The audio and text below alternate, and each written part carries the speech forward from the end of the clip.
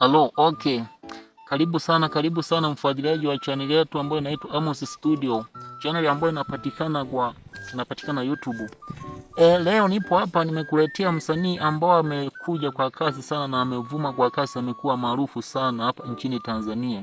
Anaitwa Mlililo Mwanasendama kutoka Mbambe huko. Ni msanii ambao amekuwa tajiri sana na amewashangaza watu wengi, amekuja kikazi sana, ambaye msanii ambao ametoboa kimaisha. Utaweza kujiuliza kwa nini msanii ametoboa kimaisha?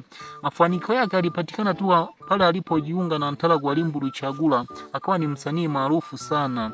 Na leo nimekuletea video yake akiwa benki akihesabu fedha ambayo alienda kuzitoa benki kwa majukumu yake madogo. Tupo hapa nimekuletea msanii, utajishuhudia wewe mwenyewe, utajionea wewe mwenyewe. Ni msanii ambao ametoboa kimaisha. Nataka kuambia tu, ukitaka kujua siri ya mafanikio yako, ujiunge sasa Ntala Gwalimbu Ruchagula. Ni wasanii wengi sana ambao wamejiunga huko ambao wametoboa. Kwa mfano wa kina nani Maiku Sai na wengine wengi tu wamejiunga, wa kina Shule. Hao wasanii watu wametoboa ambapo tu walipojiunga kwa Ntala Gwalimbu Ruchagula.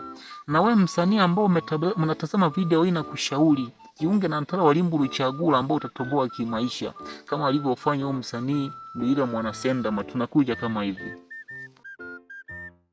Nkikinda music baby. Bebe tugumuna masale mwezo kulundinde. Leli ngoma hangi na ngwentela bashabiki bane lya Nyatemi. Yamana talo shonkala jomwezo kulunde mbishilolo. Inawakela.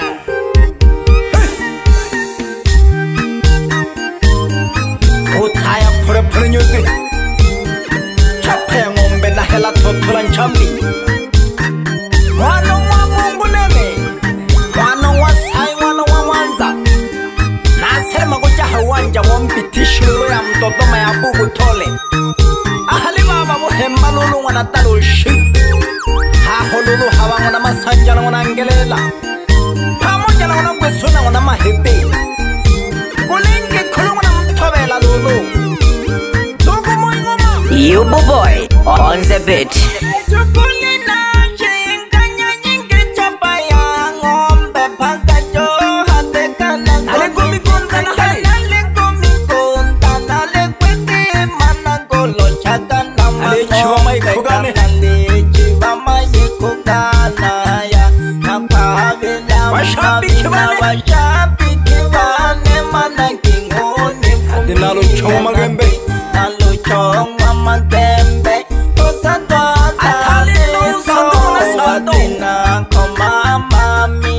Alinu manga nangu mwanane.